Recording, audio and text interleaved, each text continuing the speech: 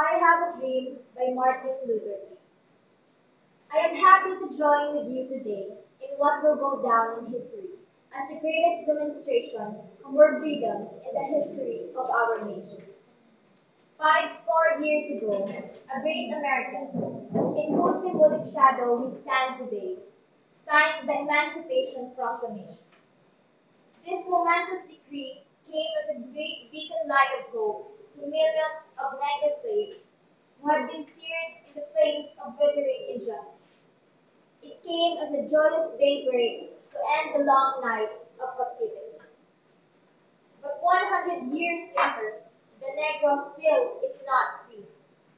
100 years later, the life of the Negro is still sadly crippled by the manacles of segregation and the chains of discrimination.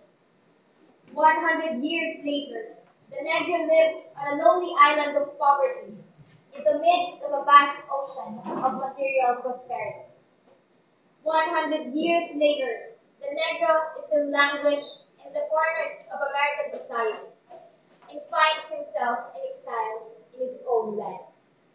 So we have come here today to dramatize a shameful condition. In a sense, we've come to our nation's capital to cash a check. When the architects of our republic wrote the magnificent words of the Constitution and the Declaration of Independence, they were signing a promissory note to which every American was to fall heir. This note was a promise that all men, yes, black men as well as white men, would be guaranteed the unalienable rights of life, liberty, and the pursuit of happiness.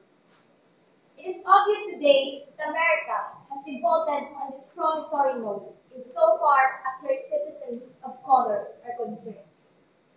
Instead of honoring the sacred obligation, America has given the Negro people a bad a check which has come back marked insufficient funds. But we refuse to believe that the Bank of Justice is bankrupt. We refuse to believe that there are insufficient funds in the great vaults of opportunity in this nation. So we have come to cash this check, a check that will give us upon demand the riches of freedom and the security of justice. We have also come to this hallowed spot to remind America of the first of urgency of now. This is no time to engage in the luxury of cooling off, but to take the tranquilizing drug of gradualism. Now is the time to make the real promises of democracy. Now is the time to rise from the dark and desolate valley of segregation to the sunlit path of racial justice. Now is the time to lift our nation from the quicksands of racial injustice to the solid rock of brotherhood. Now is the time to make justice a reality for all of God's children. It would be fatal for the nation to overlook the urgency of the moment. This weltering summer of the Negro's legitimate discontent will not pass until there is an invigorating autumn of freedom and equality. 1963 is not an end, but a beginning. Those who hope that the Negro needed to blow off steam and will not be content will have a rude awakening if the nation returns to business as usual.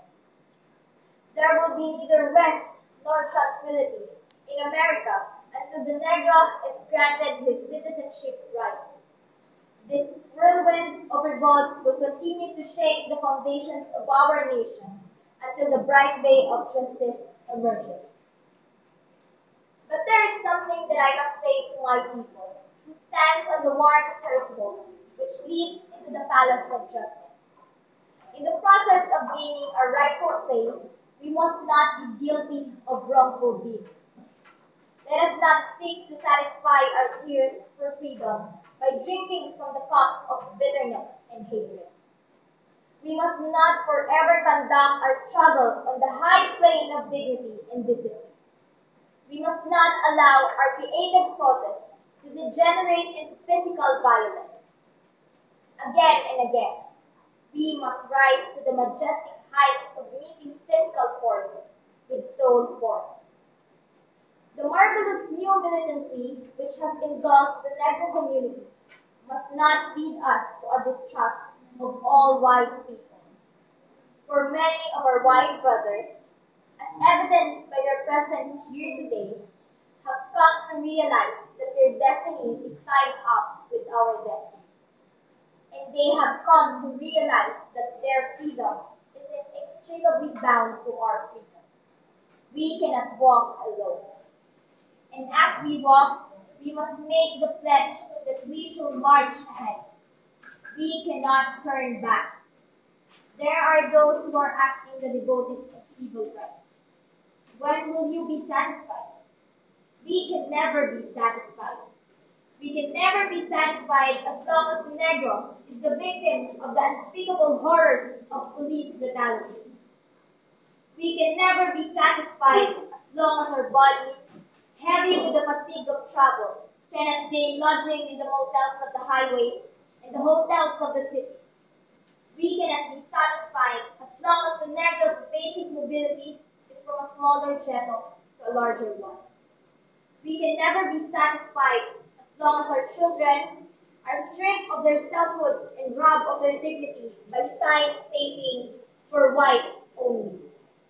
We cannot be satisfied as long as a Negro in Mississippi cannot vote, and a Negro in New York believes he has nothing for which to vote.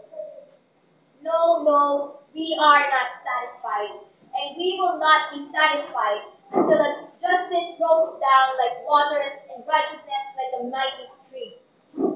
I am not unmindful that some of you have come here out of great trials and tribulations. Some of you have come fresh from narrow jail cells. Some of you have come from areas where quest for freedom left you battered by the storms of persecution and staggered by the winds of police brutality. You have been the veterans of creative suffering. Continue to work with the faith that unearned suffering is redemptive. Go back to Mississippi. Go back to Alabama. Go back to South Carolina. Go back to Georgia. Go back to Louisiana. Go back to the slums and ghettos of our northern cities, knowing that somehow the situation can and will be changed. Let us not wallow in the wallow of despair. I say to you today, my friends, so even though we face the difficulties of today and tomorrow, I still have a dream. It is a dream that deeply rooted in the American dream. I have a dream that one day this nation will rise up and live out the true meaning of its creed. We hold these truths to be self-evident, that all men are created equal. I have a dream that one day on the red hills of Georgia, the sons of former slaves and the sons of former slave owners will be able to sit down together at the table of brotherhood. I have a dream that one day, even the state of Mississippi, a state sweltering with the heat of injustice, sweltering with the heat of oppression, will be transformed into an oasis of freedom and justice. I have a dream that my four little children will one day live in a nation where they will not be judged by the color of their skin, but by the content of their character. I have a dream today. I have a dream that one day down in Alabama, with its vicious racists, with its governor having his lips dripping with the words of interposition and nullification, that one day right down in Alabama, little black boys and black girls will be able to join hands and little white boys and white girls as sisters and brothers. I have a dream today.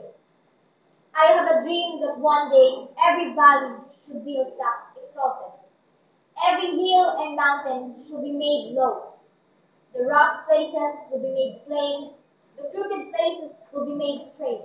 And the glory of the Lord should be revealed. And all flesh should see it together. This is our hope. This is the faith that I will go back to the south with. With this faith, we will be able to hew out of the mountain of despair a stone of hope. With this faith, we will be able to transform the jangling discords of our nation into a beautiful symphony of brotherhood.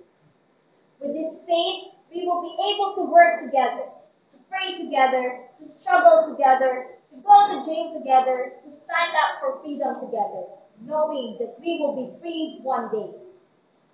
This will be the day when all of God's children will be able to sing with a new meaning.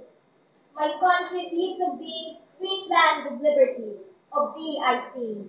Land where my fathers died, land of the pilgrim's pride, from every mountainside, let freedom ring. And if America is to be a great nation, this must become true. So let freedom ring from the prodigious hilltops of New Hampshire. Let freedom ring from the mighty mountains of New York. Let freedom ring from the heightening Alleghenies of Pennsylvania. Let freedom ring from the snow-capped Rockies of Colorado. Let freedom ring from the curvaceous slopes of California. But not only that. Let freedom ring from the Stone Mountain of Georgia. Let freedom ring from Lookout Mountain of Tennessee. Let freedom ring from every hill and molehill of Mississippi. From every mountainside, let freedom ring.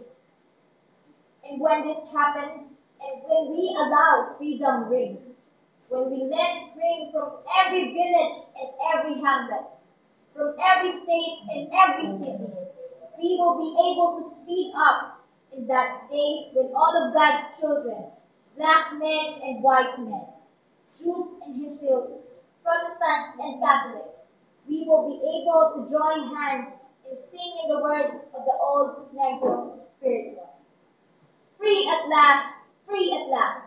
Thank God Almighty. We are free at last.